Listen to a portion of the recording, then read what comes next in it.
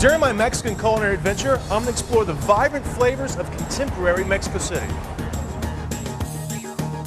I'm going to hit the colonial town of Puebla to find out if chocolate and chilies really do go together. And try the Caribbean taste of the Port of Veracruz. And I'm going native in Oaxaca, roasted grasshoppers. What I'll do for television, right?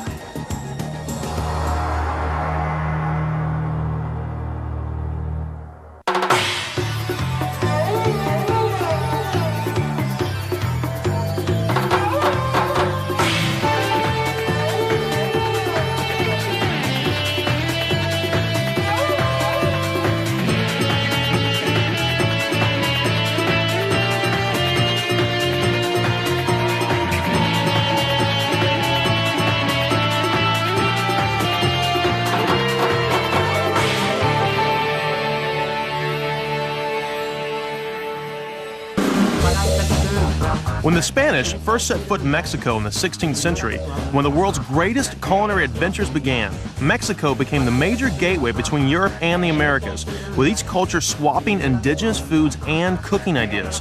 The result was the creation of a new cuisine which we know today as Mexican food. My mission is to get away from the traditional notions of Americanized Mexican food and find the real heart and soul of the country's cuisine. Mexican cuisine varies from region to region. In a quest to find some of the country's finest dishes, my journey will start in the vibrant capital of Mexico City before hitting the wilds of Oaxaca. Next, I'll take in the colonial town of Puebla and finish off in the port of Veracruz.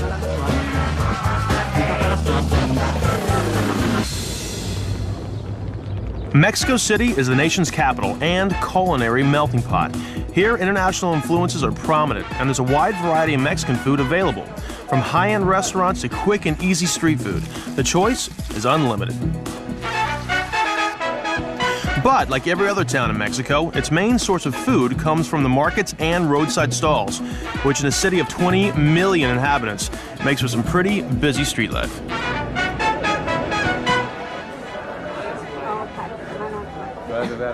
When the Spanish first landed here, they were amazed to find a whole host of new fruits and vegetables they'd never even seen before, never mind tasted. In fact, a lot of our favorite foods actually originated in Mexico. Europe had no idea what a tomato was until the 16th century. And when Spain started colonizing the New World, they discovered that Mexico was a major player in the culinary scene.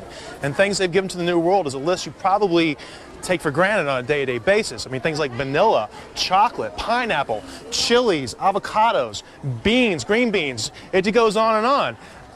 Imagine cooking without this little guy. Viva Mexico.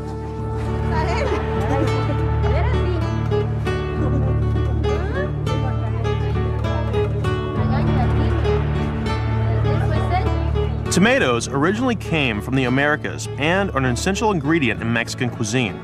A very common side dish is pico de gallo, which are onions, chopped tomatoes, and cilantro. Guacamole is another popular dish you will find on most Mexican tables, made with avocados, onion, garlic, and chilies, and, like everything in Mexico, is sprinkled with lime.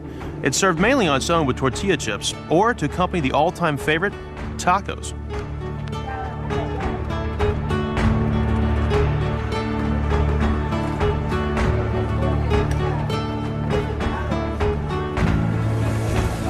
Hola, señor.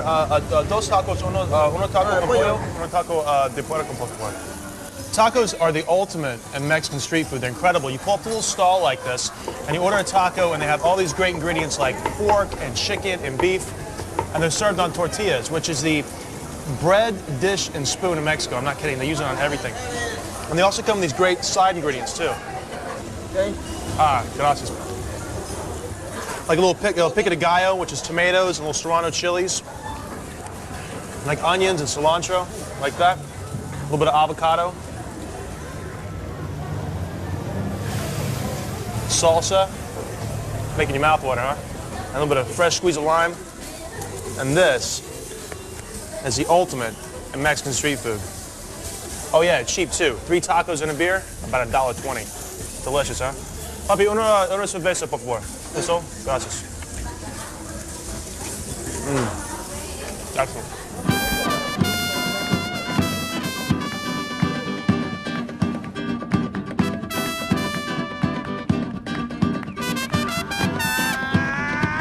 When Spanish conqueror Hernán Cortés arrived in Mexico in 1519, he decided to build the capital of New Spain here in Mexico City. But being so far away from Spain, he missed some of the comforts of home. So on his next trip around, Hernán Cortés introduced to the New World the common hen, so we could have fresh eggs for breakfast. If you like eggs in the morning, you're in luck here. In Mexico City, some restaurants specialize in breakfast and have 10 different styles of eggs on the menu.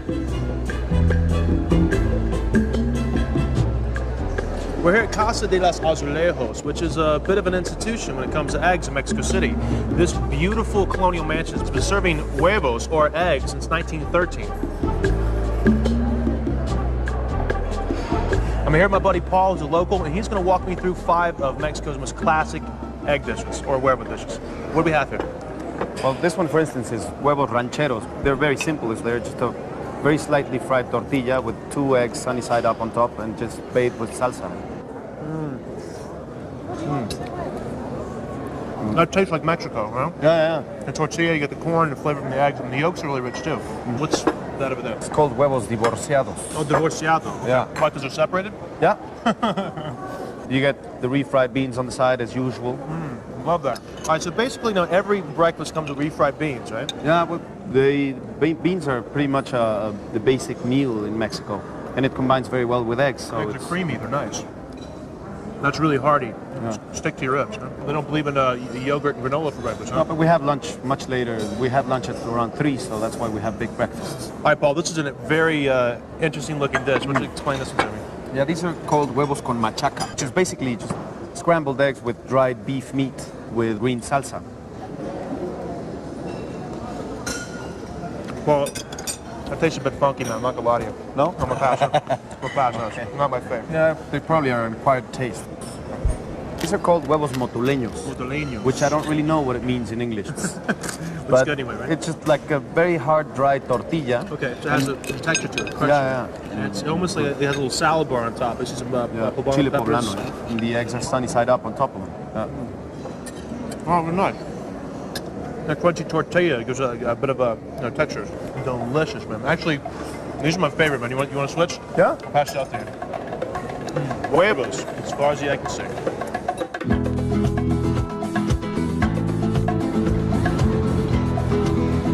Mercado, or market, is where nearly all locals do their shopping. And in Mexico City, each district has its own daily mercado, selling fresh fruits and vegetables. The Mercado de San Juan, near the city center, is a gourmet market and is visited by many of the city's top chefs. For Patricia Quintana, one of Mexico's best-known cooks, the Mercado sells the finest, freshest vegetables in the city. She loves cooking with chilies, and this is where she buys her favorites. You know, Mexican cooking wouldn't have the same fiery soul without the chili. There are 300 varieties of fresh chilies that grow here and many more dried. And today, we're here with one of the matriarchs of Mexican cooking, Patricia Quintana, and she's going to walk us through this whole chili thing. What do you have today? Chiles poblanos. Those are beautiful. Well, the poblano is a staple to Mexican cuisine, and it grows, all year round. And so they're very accessible. And it's also, like, guys, check this out. This is really beautiful. The poblano has a large cavity inside. So they're really great for stuffing inside. You can pretty much stuff anything, beans and cheese. And seafood and goat cheese. But you have to get these little guys out, these little spicy devils. That's what the heat is. Right there. The poblano is one of the milder chilies you'll find in Mexico. The general rule is, the smaller the chili, the hotter the flavor. But what Patricia has just been explaining to me, that chilies are measured for heat on a scale called Scoville units. And basically, it's a number system that describes how hot a chili really is compared to other chilies. And if you think about sort of a Richter scale of seismic activity, but on your tongue, let me give you an example here. Let's just say a lonely jalapeno rates about 2,300 on a Richter scale, which is pretty hot, right? Very hot. But the daddy, the king daddy of all chilies, the habanero, 300,000. Ah! Well, Patricia and I just got back from the market, and we're in her house, and she helped us pick out the most amazing poblano chilies I've ever seen in my entire life. And we're going to make a really beautiful, very authentic Mexican dish, which is a stuffed chilies. First, Patricia roasts the chilies, or as we know them as peppers, over an open flame for 10 minutes. You definitely do not want to overcook these, right? No, you don't have to overcook them. Otherwise, they would become very wilted. Right. And you have to be careful about the flesh of the chili. So you just want to cook it until the skin starts to char and blister, and pull them off immediately, right? Exactly. But then you have to really turn, and it has to be cooked all around. If you overcook the chili, basically it'll start to fall apart when you try to stuff it. So as soon as the skin starts to blister and char, you pull it off, steam it. All right, now what we have here is a really good example of what roasted peppers look like. If you can see them, the skin is evenly charred and blistered all the way around the pepper, but it's still firm. You can feel that. It's not overcooked. And they smell great. This is hypnotic. Once this is done, Patricia had a really good idea. Cover them up with a damp towel so the skins come off easily.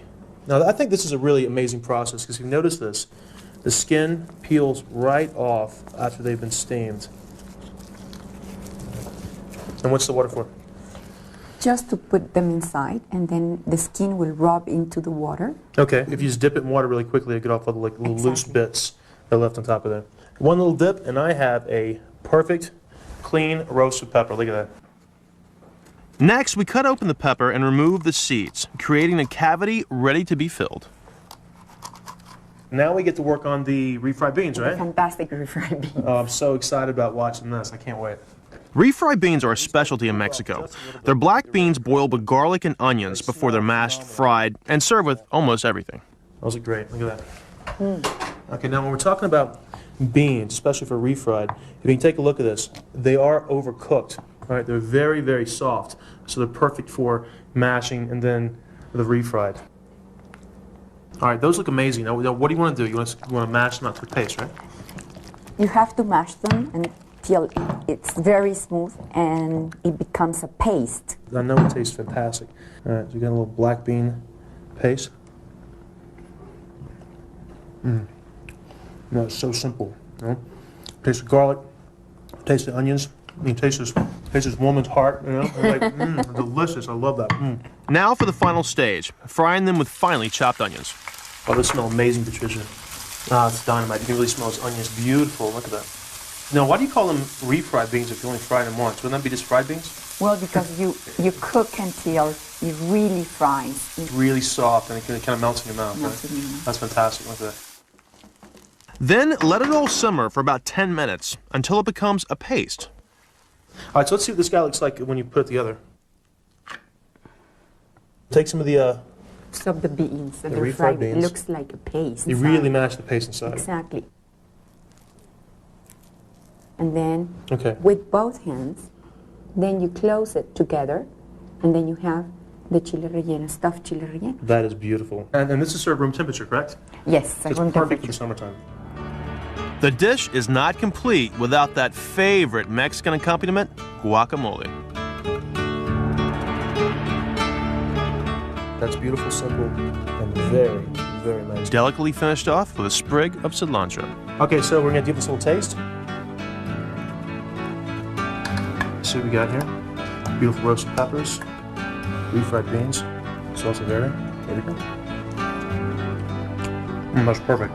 That's so perfect. Wow. And you only get that little tinge, that little heat from the poblano. We didn't wash all of it away. That is spectacular. Thank you very much. Thank you. Wow.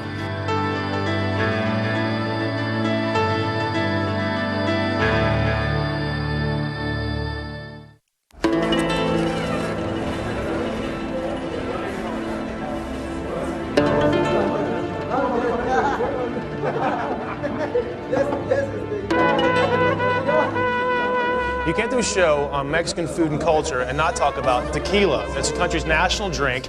Everybody associates Mexico with tequila, and everybody's got a horror story out there. I know you do. Don't look at me like that. But there's another drink down here that get you a lot of trouble, too. It's called mezcal, and this stuff is packing a punch.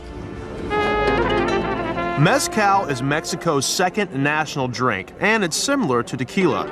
The most coveted bottles of mezcal come with a worm at the bottom, which must be eaten. Worms are also ground down and served with salt and lime as an accompaniment. In Mexico, both mezcal and tequila are sipped slowly. But if it gets too strong, you just gotta throw it back.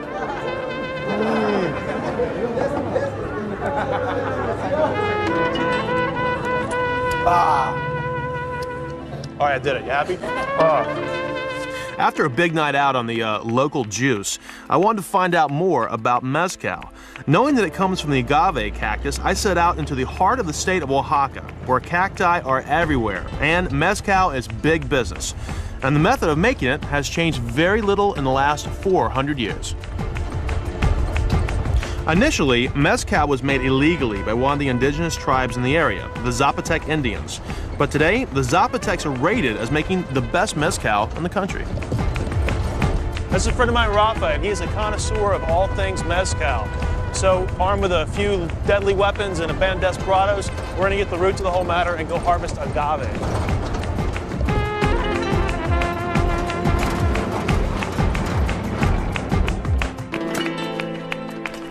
Hey, Rafa, how old are one of these agave plants? Well, these plants are between 7 years or 12 years old. And how do you know when they're ready to harvest? Well, they're ready when you see the quiote. Is that the stick that grows in the middle? When they have that, you chop it off, and then the plant is ready. That thing looks like a prehistoric asparagus. Yeah, it is. It looks massive. like. And how much they weigh? They look huge. Oh, well, it can be between 100 kilos to 200 kilos. That would be like 400 pounds. About 400 pounds, massive.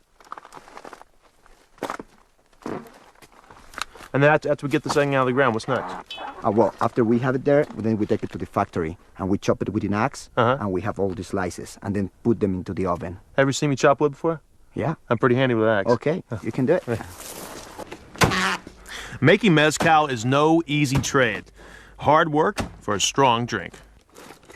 All right, there's no such thing as a free drink. So here it goes. These guys are gonna make me cut one of these huge agave plants in half, and they weigh about 250 pounds.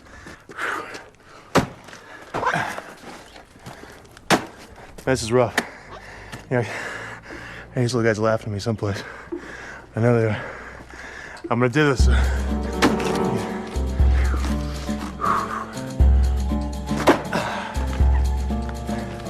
Did you ever hear the old saying, don't quit your day job? I'll stick to cooking. This is why mezcal is such a far superior product to tequila, because of the art and the passion that goes behind this. Now, once the agave plants are split, the piñas, or the hearts, are tossed into this pit of practically molten lava rocks. Now, the temperature of this lava oven has to reach about 1,000 degrees before the cooking process starts. And depending on how much agave they have to cook, it could go somewhere between 3 to 5 days. And I'm really actually very lucky to watch this, because as tradition has it, no one with light eyes, i.e. gringos, are allowed to watch the cooking process. So they said I could stay, but only if I put my shades on.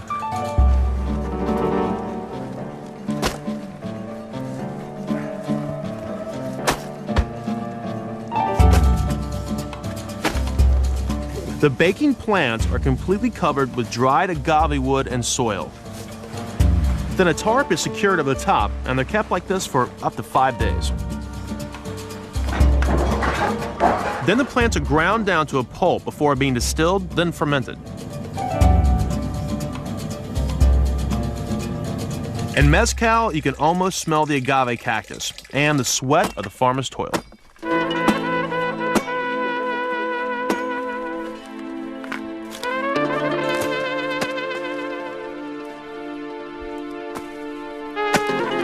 After a long day of the agave harvest, it's traditional to toast the little fruits of your labor with a big shot of mezcal. But before we toast each other, we toast Mother Earth. We give a little back to the future harvest. All right? And then we turn it back ourselves. Salute, everybody. Salute. Salute. Hey. Salute. Woo! Woo! Oh. delicious.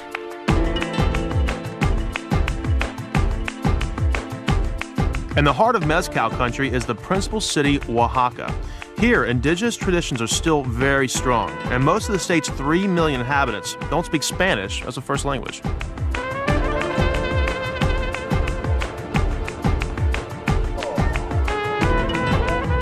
There are over 16 different ethnic groups represented in Oaxaca. Over 200 different dialects are spoken, and almost 500 traditional costumes are worn. So if you want to get a good idea of what food was like in Mexico in pre-Hispanic times, then this is the place to come. But be warned, insects are featured heavily on the menu here. And they consume them by the sackloads. Mexicans have considered insects a delicacy since Aztec times, and here in Oaxaca, which is very indigenous, they consider roasted grasshoppers an everyday common snack, a lot like popcorn. And what they do is they boil them, and then they sort of dry roast them with chilies, salt, and lemon. And permiso, I have one of these. This is new for me, so I'm gonna give this a shot.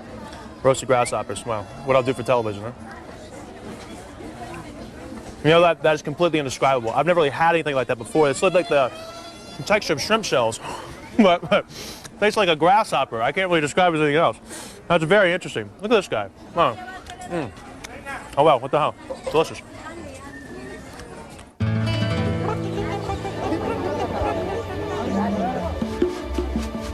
The Abasto Mercado is Oaxaca City's main market, where all food provisions can be bought. A common and plentiful food found here is the cactus, and the most popular dish from that is called nopales, which is usually served fried. Now this is something completely unusual. I've never seen this stuff before. The trippy thing about Mexican food, it always looks really strange, but it's probably really fresh ingredients. ¿Qué eso está? Buenas tardes, es agua de calabaza con pozol. So it's cabasa. I think she's saying some kind of pumpkin. Zupa de tomar uno? I'm loosely translating this, but I think she says pumpkin soup. But it looks much thinner than pumpkin soup, almost like a pumpkin water, but it looks very refreshing. Esto que va es maíz. Maíz, like a corn. Maíz pozolero. She's got like hominy, big fat hominy corn. Se revuelve y se toma. I have no idea what she's saying, but I'm guessing here. Okay. All right, fantastic. This looks really beautiful. So here we go. Here's to unusual food in Mexico, but it looks really beautiful. Cabasa soup.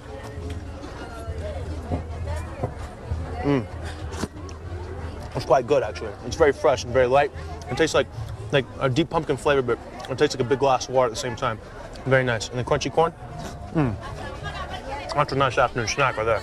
Delicioso. Muchas gracias. Calabaza muy deliciosa. If novel and varied dishes are not on your agenda, they can always rely on the fact that there are good old-fashioned tortillas around nearly every corner. You know, a lot of people think that tortillas come pre-wrapped in plastic from a grocery store, but here at the Oaxaca market, we're about to get a lesson on the real deal. Now, what she has here is masa dough. And I'll show you a little bit of this. Masa dough is basically dried ground corn, and it's mixed with a little bit of a pork lard. I know what you're thinking, but still, it tastes really good. And what she's done, she's rolled it in a little ball, and she puts it into a press, and she flattens them out like that. Now, what she's making is an authentic Mexican quesadilla. Now, it's not what you think about traditionally when you think of quesadillas, because the ingredients are really interesting. She's spreading a little bit of pork fat to give it a little bit of flavor on the base of the toasted tortilla at this point. And then she's adding a couple of really interesting ingredients. She has espazote, which is a sort of a basil-y mint or herbaceous flavor. It's really interesting. And she's also adding zucchini flowers, zucchini blossoms, which are delicious. They're very sort of spring-like. They have a nice flavor to it. And then she's adding, for the cheese, she's adding Oaxacan cheese, which is sort of like a very just stringy mozzarella. It's really excellent. It's good stuff. Wow, let's time it. And then what she's going to do, basically, let it toast on one side, and flip it over. Let it toast for a couple of seconds, and this is what it looks like. A little bit of hot sauce, and this is Mexico, baby. Look at that. Oh, man.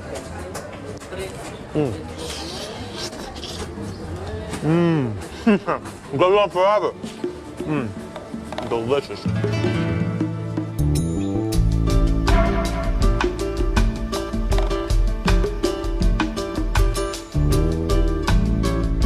But you don't always have to be bold and fearless to eat in Oaxaca, because this city also specializes in one ingredient which the world has got to thank Mexico for. Take a look at this. This is a dried cacao fruit, and inside are these little guys, which are cocoa beans, which happens to be the nucleus of the most important culinary contribution that Mexico made to the world. You know where I'm going with this. Chocolate. And here in Oaxaca, they're crazy about it. As a matter of fact, each person eats 5.5 pounds of chocolate a year. I'm going to warn you, if you happen to be a chocoholic, you may find the following scenes disturbing. Chocolate has been around in Mexico for over 2,000 years and has a rich legacy. Montezuma even used chocolate as money, and as a liquid, it was also referred to as the drink of the gods. This handsome fellow right here, his name is Salvatore, and he owns the chocolate shop, the Meridomo chocolate shop here in Oaxaca. And he was just giving me an explanation on the first step of chocolate making, which is actually dry roasting and crushing cocoa beans. Yeah. And I'm really excited about this because it looks beautiful. Like, that is the most intoxicating chocolate smell I've ever experienced my entire life. That is beautiful. Look at this guy. Look at that smell, huh? He's happy to be here. That's nice. Look at that.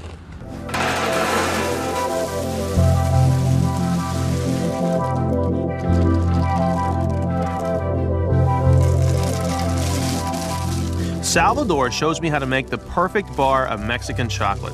Cocoa beans, cinnamon, and almonds are all added together and then ground down into a pulp. Once it reaches a thick, gooey consistency, sugar's added. Here at his shop, customers get to choose what quantities of each ingredient they want, so they can have their own customized chocolate.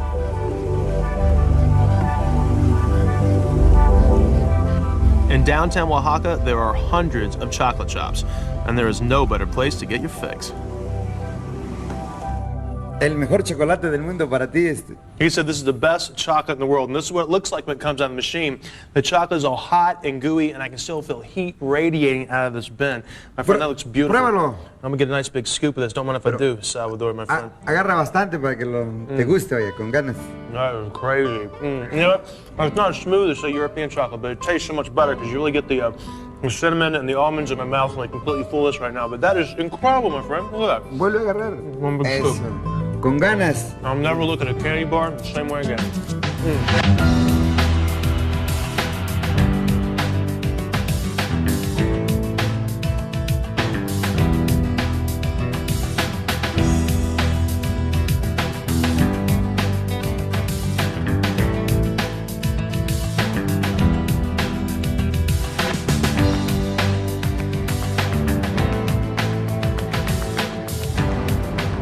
Oaxacans aren't the only Mexicans that are completely infatuated with chocolate, because I'm now here in Pueblo, and the people of this little town have quite a serious sweet tooth themselves. And not only do they like chocolate in their desserts, they also seem to like it with chicken and turkey. Pueblo has an amazing claim to fame as well. They've invented the national dish of Mexico, mole poblano. Mole starts off as a paste, which is made out of 16 different ingredients, including chocolate and chilies. It was invented in Puebla in the 17th century by a nun named Sister Andrea. She was asked to cook a special meal for a visiting bishop who arrived unexpectedly. Unprepared, the nun simply raided her cupboard for all of its ingredients and produced a sauce she called mole, which she then poured all over roasted turkey.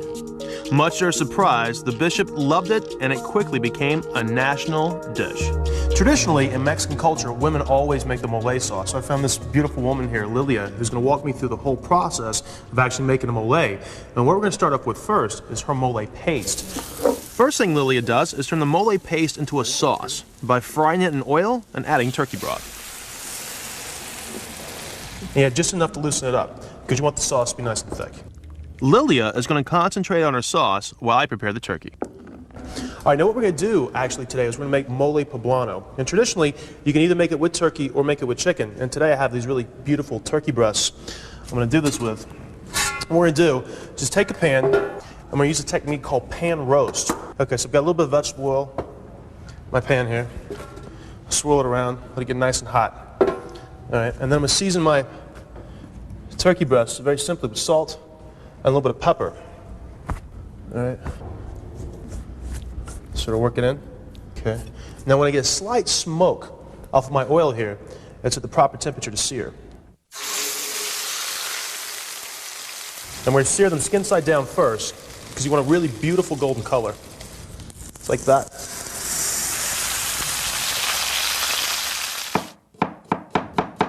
While the turkey is cooking, I'll chop a garnish of radish, onion, and cilantro. Meanwhile, Lilia adds the finishing touch to the mole sauce.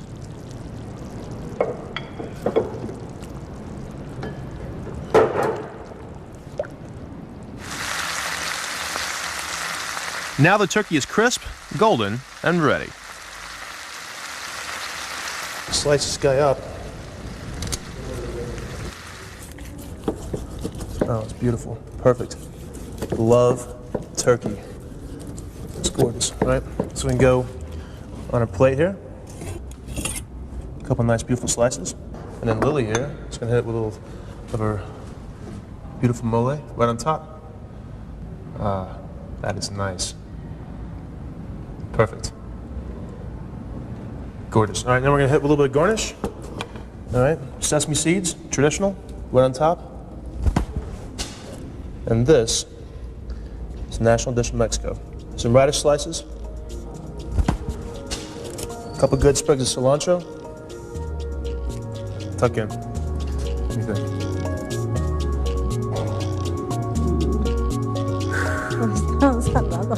Well, what nice, right? Bueno, sí, nomás I think que- you liked it, I don't know.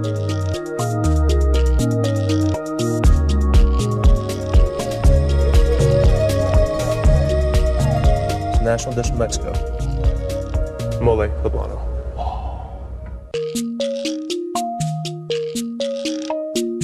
Well, Puebla is also famous for another first, and this time it's a cocktail. Now, legend has it that in the 1930s, the margarita was invented here by a guy named Danny Lagretta. Now, he made this drink in honor for his girlfriend, and you guessed it, her name was Margarita. And the reason being is that the local tequila here was just a little too strong to drink by itself. So, a little tequila, Cuancho, and fresh lime juice later, the man created a legend. And however the legend goes, I am always up for trying one. Raul, muchas gracias. Cheers. Delicious. I'm heading to the state of Veracruz, where vanilla is grown.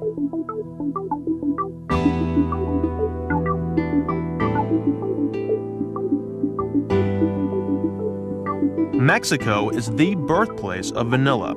It was the Totonacs, a local indigenous tribe, who discovered the orchid that produces the vanilla pod. And to this day at harvest time, they celebrate these prize pods in a very unique way.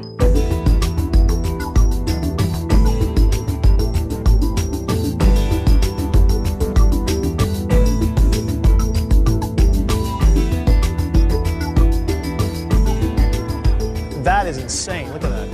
Those mad flyers above me are known as voladores, and they are the native Totonac people of Veracruz. And they're kicking off a 7-day festival celebrating the vanilla bean. Look at that. 3 times a day for the week-long festival, the voladores take their life into their own hands, suspended from a twisting, falling rope for up to 15 minutes.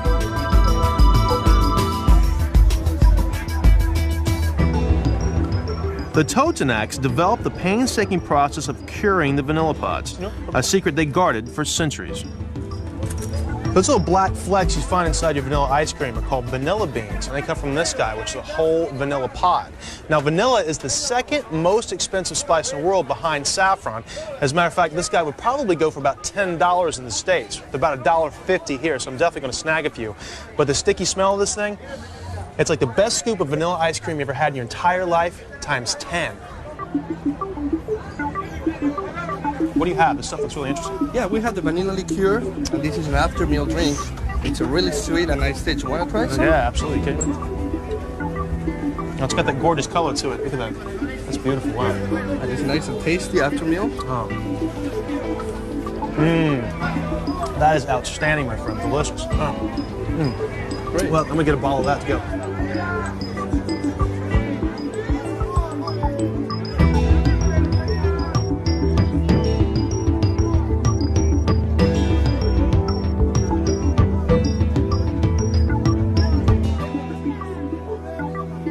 Well, I've taken a break from the heat of the Vanilla Festival where we met this really good cook, Esperanza, and her husband owns a vanilla plantation, so she really knows her product, and she promised me that she'd make one of my favorite desserts in the world, which is a traditional Mexican flan.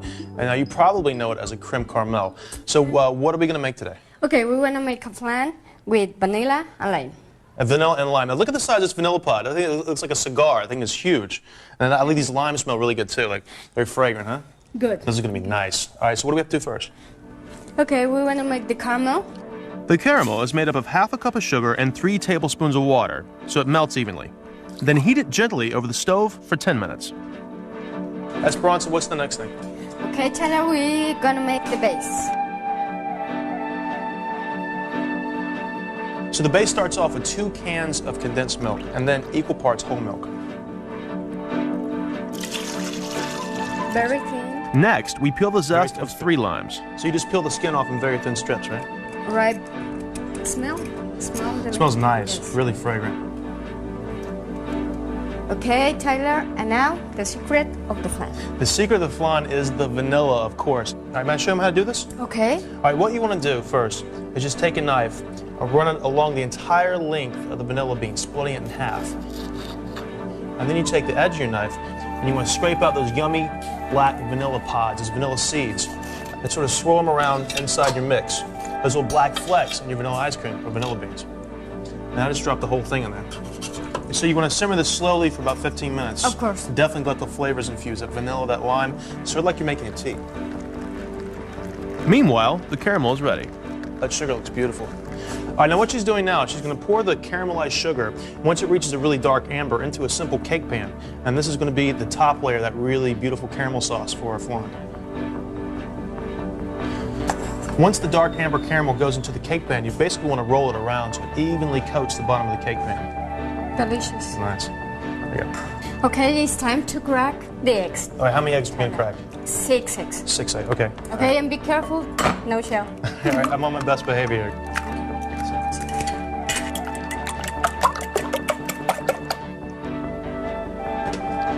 Oh, this stuff smells amazing. Okay, Tyler, try. All right, now this is the base for the flan mixture. Here we go. That is insane. You can taste the vanilla, you get this sort of clean flavor from the lime.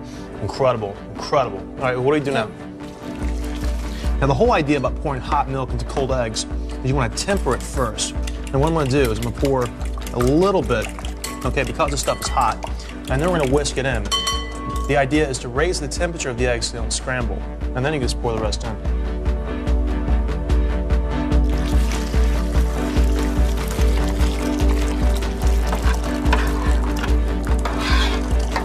Next, pour the mixture into the cake pan on top of the caramel.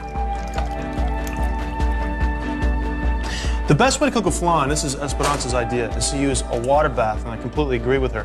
Place the cake tin inside a larger pan and add water halfway up the side. Okay. All right, fantastic. And this can go in the oven 300 degrees Fahrenheit for about 45 minutes. Could be an hour, but you definitely want to check out for 45. Once it's ready, put it in the fridge for 4 hours. Esperanza and I have both made many a flan in our day, and I can tell you from one vanilla lover to the next, this is never an easy moment. Am I right? Right. Okay.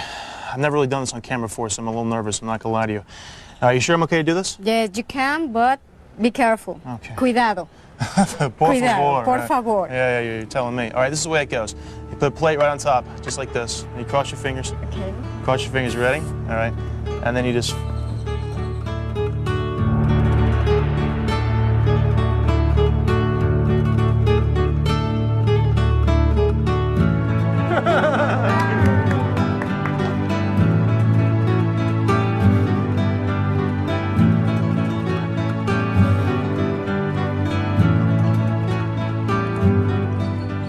Luscious.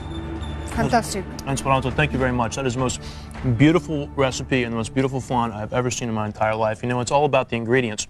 Really perfect vanilla, really fresh limes, and a lady who knows what she's doing. Thank you very much. That is outstanding. De nada. De nada. Wow.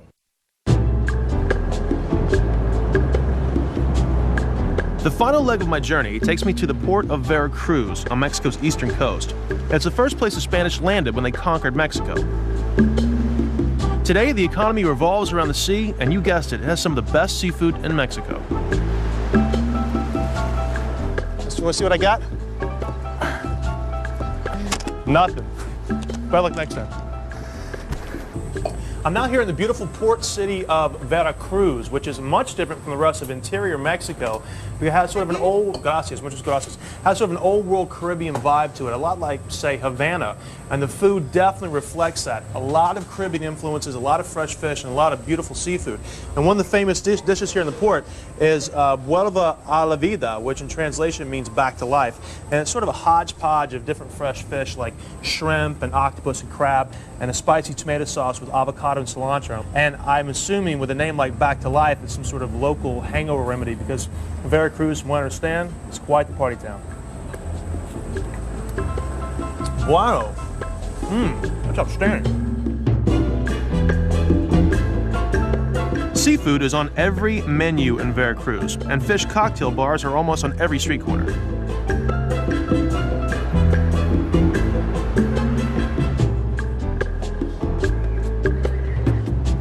Since the city sits on the Gulf of Mexico, boats bring in fresh fish daily to Veracruz. The city is so known for fresh seafood, it even has its own recipe named after it, which features a rich sauce of olives, capers, tomatoes, and chilies.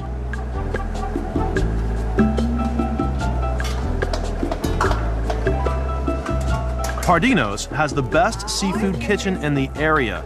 Their fantastic chef Emilio has offered to take some time out of his busy schedule to show me some tricks of the trade. I promise you, one of the tastiest things you'll ever find in Mexico is a dish called Huachinango a la Veracruz. And basically, it's incredibly fresh Gulf Coast snapper, simmered in a beautiful sauce of tomato puree with pungent lime and salty bits of olive and caper. It's extraordinary.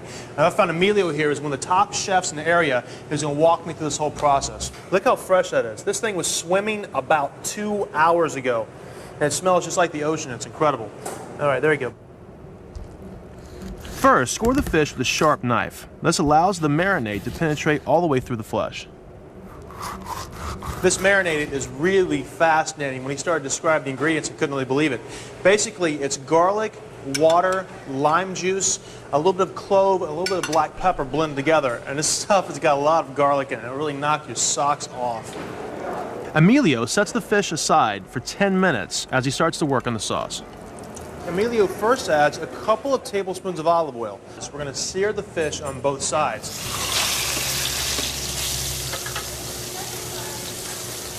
I tell you what, once that garlic hits that pan, man, it's a whole room just explodes as a garlic cloud. Wow, it smells nice.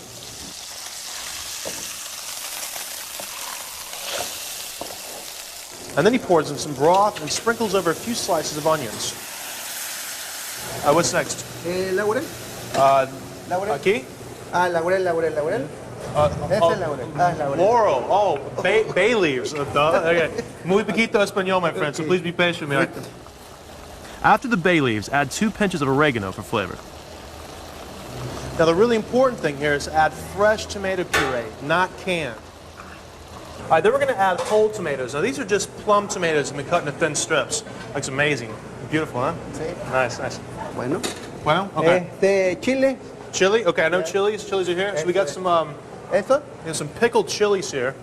Okay. Chile. It's got a little briny bit to it. Okay. There you go. Aceituna molida. Aceituna molida. Yes, molida. All right, let's play the Tyler doesn't speak Spanish guessing game here. All right. So Aceituna molida. oh, molida. Okay. Atuna, the green olives. Okay, so we got some mashed up green olives done there too. It's like a mad Picasso painting. Really beautiful. Finally, add a generous sprinkling of capers and a pinch of salt. I am dying of hunger. That's beautiful. Look at that. Eso es. Gorgeous. Then Emilio's going to finish the dish with a few whole green olives and a little splash of parsley. Now you are a flavor genius. That's beautiful, my friend.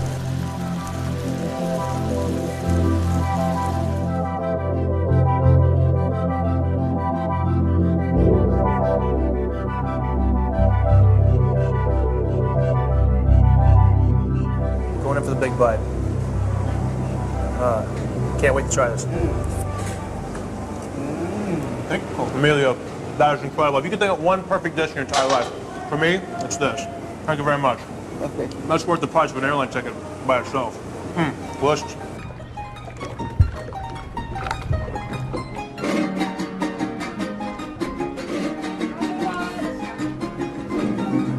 What an unbelievable way to wrap up my trip in Mexico than hanging out by the beach, watching the sunset, and enjoying some traditional music from Veracruz. And me and my chef buddy Emilio, we got a couple of beers, we got a full belly, and I've got a bunch of new recipes to add to my list. And Emilio here is one of the great chefs that's given me, a chef from New York, a much clearer picture about the brilliant flavors Mexico has to offer. From chocolate to chilies and mezcal to mole sauce. The people, the sunshine, and cuisine of Mexico is a blast. Viva la comida mexicana. Viva la comida mexicana. Viva la Veracruz. Viva Veracruz. Hit it, boys. Y dice como dice. Eso. Venga de ahí.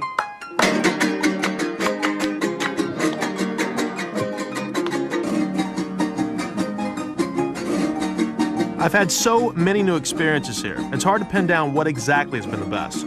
But my top 3 have to be chocolate in Oaxaca. It's the best I've ever tasted. Mezcal, more for the cool way it's produced than the way it tastes. And of course, tortillas in every gooey shape and form.